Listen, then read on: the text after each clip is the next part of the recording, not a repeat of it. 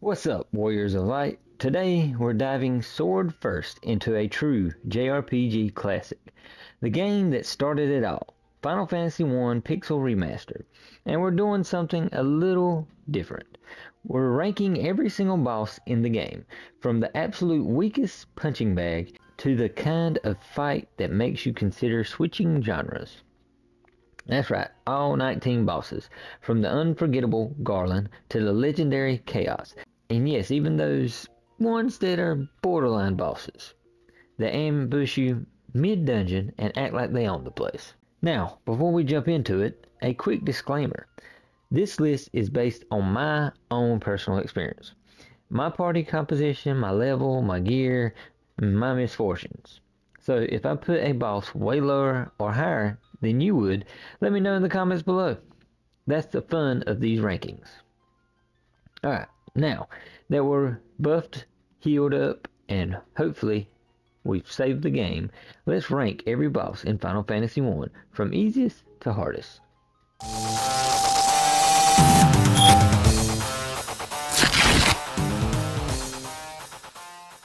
Ah yes, number 1, the legendary Garland, the man who will knock you all down. Except he doesn't, he barely nudges you. Garland is the very first boss you fight in Final Fantasy I. He's essentially the game's combat tutorial with a dramatic cutscene attached. If you've played even a single turn-based JRPG before, Garland isn't going to give you any trouble. He's got low HP, a basic attack pattern, and zero surprises. But even though he's easy, Garland is iconic. He's the first Final Fantasy boss ever, and his defeat sets the whole time loop plot in motion. The fact that he comes back as Choas, the final boss, gives him some serious story weight. Fun fact, in the original Japanese script, Garland doesn't even say his iconic line about knocking you down. That was added in the English NES version and stuck around ever since. Still, in terms of actual difficulty, unless you come in without armor, weapons, or a clue, Garland's toast. The verdict? Tutorial fight with legendary energy. Now, on to number 2. Evil Eye. Don't be fooled by the creepy art. Evil Eye looks intimidating, like it's about to drop a dozen instant death spells on you at party. But in reality, this guy has about as much HP as Butterfree. You run into Evil Eye deep inside the ice cavern, guarding the Levistone, a key item that eventually unlocks the airship, so you expect a challenge, maybe a multi-phase boss, a brutal spell rotation. Nope. Evil Eye is basically there to give you a false sense of danger. If you blink, you might actually miss the fight.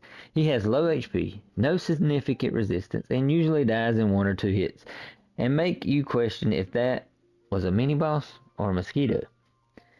There is a small twist though. If you go after him way earlier than expected, like speedrunners do, he can pose a threat. But if you're playing normal, you'll wipe the floor with him and walk out with your Levistone wondering, well, that was it?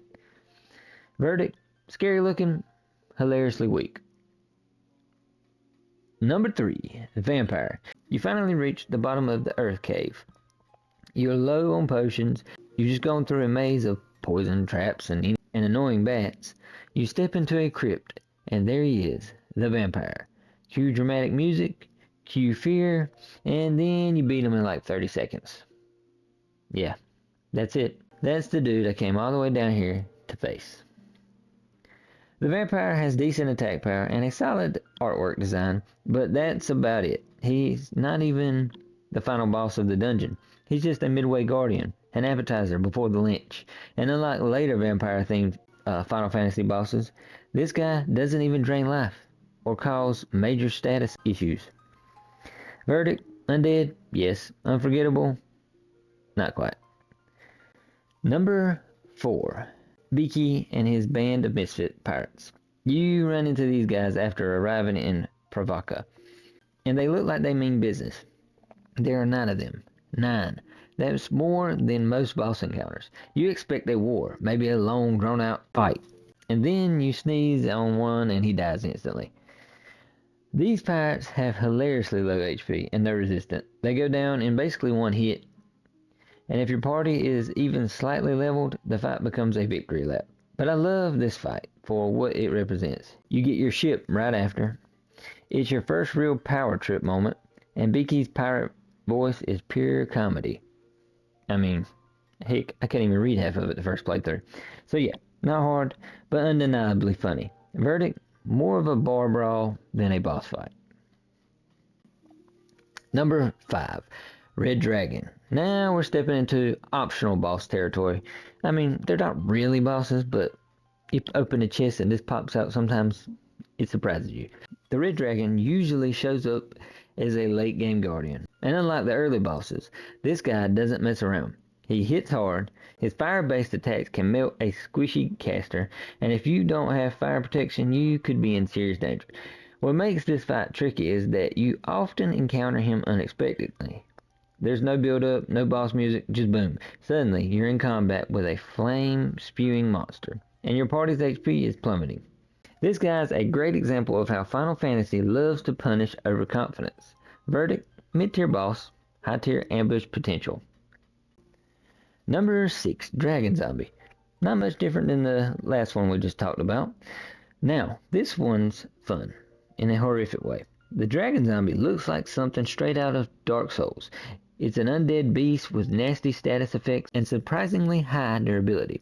If you walk in without holy or fire magic, you may have a bad time. It also loves hitting the party with poison and paralyzing. Two things that can grind a fight to a halt if you're low on supplies. The Dragon Zombie's not quite in-game tier, but it's a major test of how well you manage spells, status cures, and party health. Mess it up and he'll take a bite out of your entire party. Literally. Verdict, a sleeper threat, respect the rot. Blue Dragon, again, not much difference than the last two we talked about. What's worse than a dragon with magic resistance. The Blue Dragon doesn't hit as hard physically as the red, in my opinion, but it makes up for it with spell casting and bulk. It's not the kind of boss that wipes you out in 2 turns. It's the kind that slowly chips away at you until your mages are out of MP and your healer is grasping for life. If you bring thunder resistant and smart spell usage, it's manageable, but if you're sloppy, this thing becomes a grind fest. Verdict, the wall that punishes lazy prep. Number 8, Astros. This guy, Astros, is your classic look harmless, cast death villain. He's basically a glass cannon. He doesn't have great defense, he doesn't have high HP, but if he ambushes and casts death on your healer, it could be game over. The fight is short, sweet, deadly. It's also one of the first big RNG gatekeepers of the game. He teaches you that sometimes strategy isn't enough. Sometimes you just get unlucky. Verdict, he'll either die in one hit or ruin your whole day. Number 9. I have a tough time pronouncing his name. I think it is Psycho Demons. Either way, these technically aren't bosses, but I had to include them.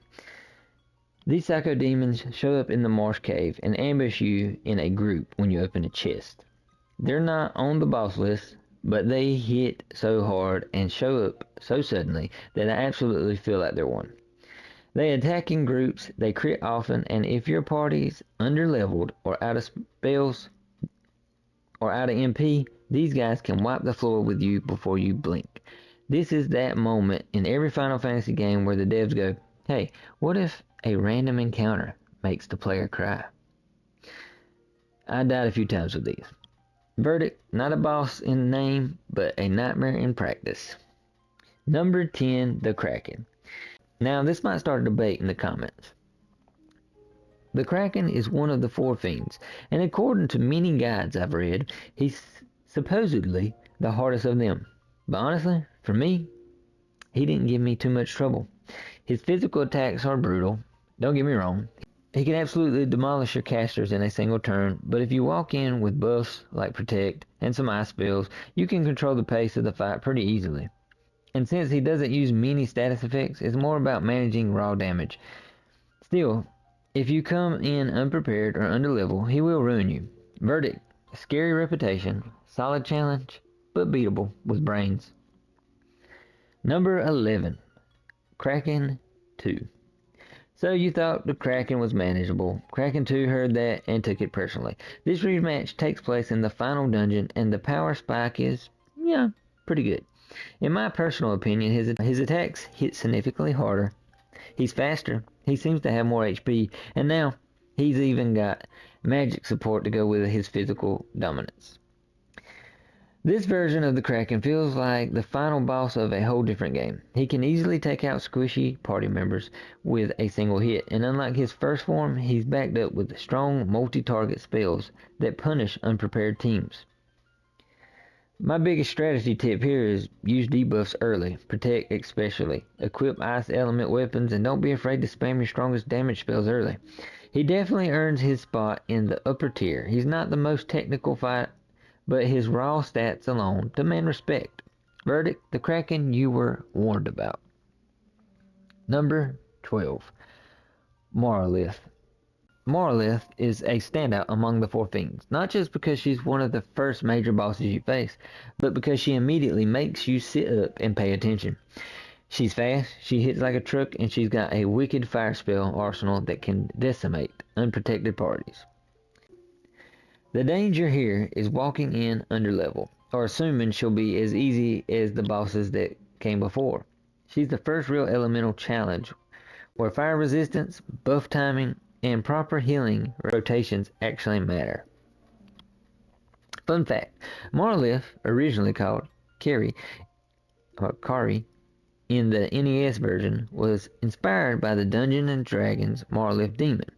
Multi-armed, serpentine, and deadly, she's since become a Final Fantasy staple.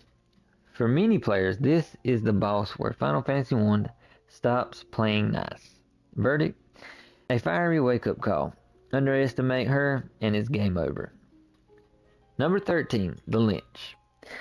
Now, the Lich is the Earth Fiend, and he's the first big boss you really come across, in my opinion. And he brings some real black magic nastiness to the table. Spells include slow and hold, which are a pain, because hold is a paralyze move that can lock down party members and leave you wide open, and obviously slow makes your attack not do as much damage. If you can't escape these attacks, you could lose this fight quickly. Worse still, he loves to spam AoEs. If your healer is paralyzed or KO'd, this becomes a massacre.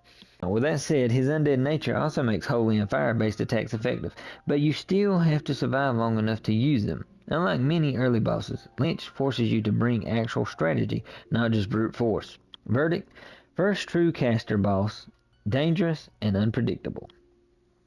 Number 14, Tahamut. Tahamut is the wind fiend, and she doesn't mess around. She has multiple heads, high intelligence, and an insane amount of resistance. If you try to brute force your way through this one, you're in for a long and possibly fatal fight. Tahamut's power is in her durability. She has a pretty solid HP pool, and her attacks target both physical and magical weaknesses. If you're low on MP or recovery items going into this fight, she can slowly wear you down to nothing. What makes her stand out is her flexibility. Unlike bosses that specialize in one thing, Tahamut is well-rounded. Strong offense, strong defense, and wide spell variety. Tip, don't rely on elemental weaknesses. Use neutral weapons, physical buffs, and prioritize survivability. Verdict, she's not the flashiest, but she's one of the most complete challenges in the game. Number 15, Monolith 2. She's back, and angrier. Monolith's second encounter dials everything up to 11. In my opinion, she has more fire damage, more speed, more HP. This is one of those boss fights where you have to be on your toes every single round. Her spell rotation now includes high-tier multi-target spells. If your party isn't spread out on rolls, they punish you hard. Even your tank can get roasted in a single turn if RNG decides to crit. Survival tip, spam multi-target buffs and consider using Protectra and heal items. Don't get greedy with DPS or she'll cook you alive. Verdict, a rematch worth fearing. The heat is real. Number 16, Lynch 2. If you thought Lynch was scary before, welcome to Lynch 2. This version is absolutely unhinged. He opens the fight with high-tier black magic and sprinkles in status effects to make your life hell. The thing with Lynch 2 is you don't get time to really plan your attacks. If your healer gets KO'd or your caster gets stunned early, you're basically done for. You spend the next 5 rounds watching your party get cooked by flare and paralyzed by hold. What makes this version even more frustrating is the chaos factor. Sometimes you breeze through, other times wipes out your white mage immediately. Verdict, RNG heavy, brutal, and way nastier than the walkthroughs let on. Number 17, Tiamat 2. Now this is a boss. Tiamat's second form is arguably the most punishing boss encounter in the game.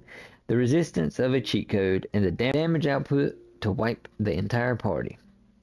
There's no easy answer here, just solid prep and execution. Your mages need to conserve MP, your tanks need to buff, you need to have items ready, and even then, she can destroy your entire party with one bad turn. You don't beat Tiamat 2 by overpowering her, you beat her by surviving her. Verdict, one of the most well-balanced and brutal fights in Final Fantasy 1. Now, we're getting close to the end here, and number 18 is the WARMECH. WARMECH isn't a required boss. He's not even a guaranteed encounter, but he is, without question, the single most terrifying optional boss in the game. You find him on the Bridge of Destiny, wandering around like a random encounter. He has no introduction, no cutscene, just bam, nuke to the face. He opens with nuke, the strongest fire spell in the game. He resists most forms of magic and hits for 100 or more damage per turn, especially if he uses nukes, which basically just wipe your team. If you run into him while underleveled or unprepared, he will delete you quickly. Strategy: you don't beat WARMECH, you survive him. Use everything, buffs, debuffs, items, prayers, whatever it takes. What makes WARMECH legendary is that he doesn't have to show up. He's an encounter you'll find if you're really looking, or just really unlucky. Verdict: optional, yes, but pain is not optional. And on to number 19. The big one, the final boss, the time loop creator, the corrupted knight, once known as Garland. Chaos. This fight is everything Final Fantasy 1 builds up to. He has a massive HP, nearly invincible stats, and a moveset that includes flare, the ability to almost fully heal, physical attacks that can one-shot squishies, and almost any other spell you can think of. The Chaos fight isn't just hard, it's a war of attrition. If you don't come in fully shocked and fully leveled, you might not last more than a few turns. What makes him a perfect final boss isn't just mechanics, it's the story. You started your journey by knocking Garland down.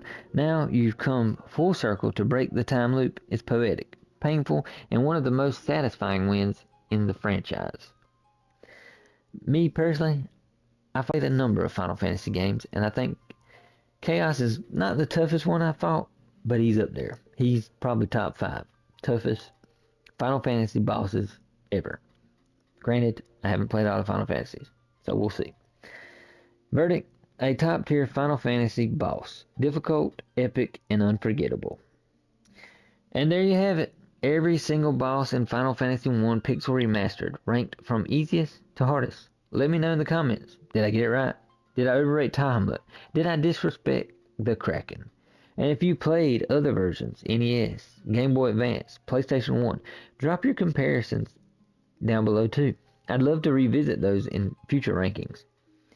If you enjoyed this breakdown, be sure to hit that like button, smash that subscribe button for more JRPG deep dives, and ring that bell so you don't miss the next boss ranking. Maybe it's Final Fantasy 2. Thank you so much for watching. You make the journey worth it. And always remember, no matter how many times chaos knocks you down, you get back up. Until next time, stay strong, stay leveled, and happy gaming.